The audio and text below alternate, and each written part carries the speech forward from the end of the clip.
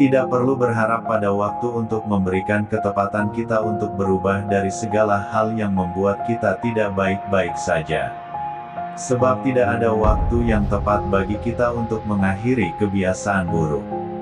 Sebab kita selalu nyaman atas kebodohan dan penakut akan hal-hal yang baru untuk memulai cerita yang baru. Ingat, jika kita berani untuk memulai sesuatu yang baru, kehidupan ini akan menyajikan banyak hal yang baru dalam cerita pada halaman-halaman yang akan kita buka dan baca. Kejutan demi kejutan yang akan menghampiri kita dan hikmah demi hikmah yang akan lebih mendewasakan lagi. Kepedihan dan kebahagiaan tetap akan menjadi bagian cerita kita nanti.